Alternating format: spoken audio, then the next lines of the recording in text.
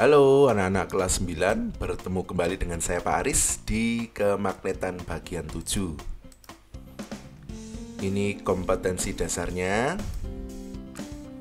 Ini indikator kompetensinya. Hari ini kita masih di poin 4, yaitu menerapkan konsep induksi dan medan magnet. Kita hari ini akan belajar tentang trafo atau transformator. Buka kegiatan 15 halaman 83 dari modul fisika kalian. Ini adalah bentuk kecil dari trafo. Trafo adalah alat yang digunakan untuk menaikkan atau menurunkan tegangan. Kenapa harus dinaik turunkan? Kita lihat. Ini setrika ya. Kita lihat di sini volt atau tegangan yang dibutuhkan hanya 220 volt. Listrik yang dibutuhkan dalam rumah 220 volt. Namun listrik yang dihasilkan pembangkit listrik itu lebih besar ternyata.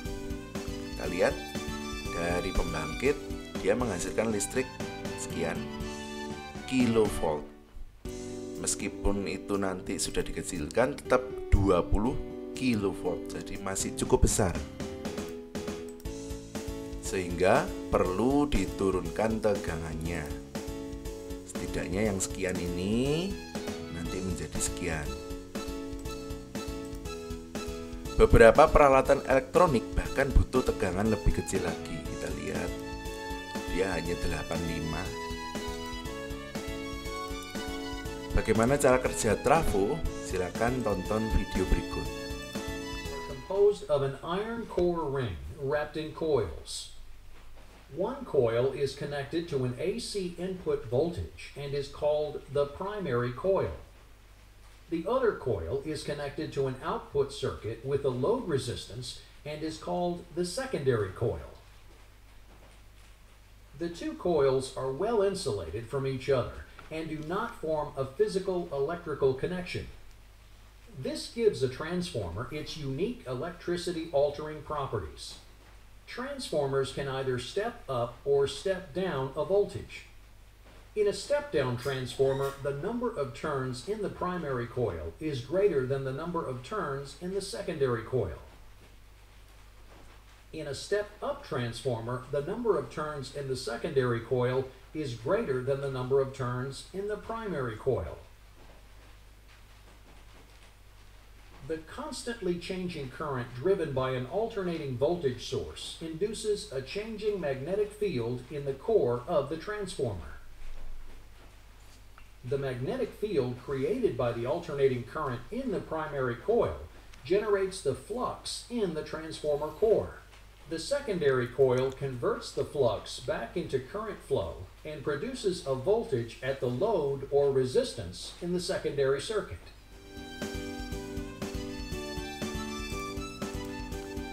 Baik, intinya trafo itu punya dua buah kumparan. Primer yang tadi dihubungkan dengan sumber AC dan sekunder yang dihubungkan dengan resistansi lebih rendah. Apa itu AC dan nanti apa itu DC akan kita bahas di pertemuan selanjutnya. Seperti ini kumparan primernya, ini kumparan sekundernya. Kita lihat ternyata jumlah lilitan primer dan sekunder itu beda. Kebetulan dalam gambar kasusnya ini si primer lebih banyak lilitannya, si sekunder lebih sedikit. Perbedaan ini menyebabkan perbedaan keluar dan masukan. Jadi keluaran dan masukannya beda. Perbedaannya apa? Perbedaannya berkenaan dengan tegangan dan arus. Dalam kasus di gambar, yang mengecilkan tegangan disebut step down. Selain itu, disebut step up. Berikut syarat step down dan step up. Dilihat dari jenis, tegangan, jumlah lilitan, dan arus. Kita tahu jenisnya ada dua, step up dan step down. Kalau di step up, tegangannya sekunder itu lebih besar daripada primer.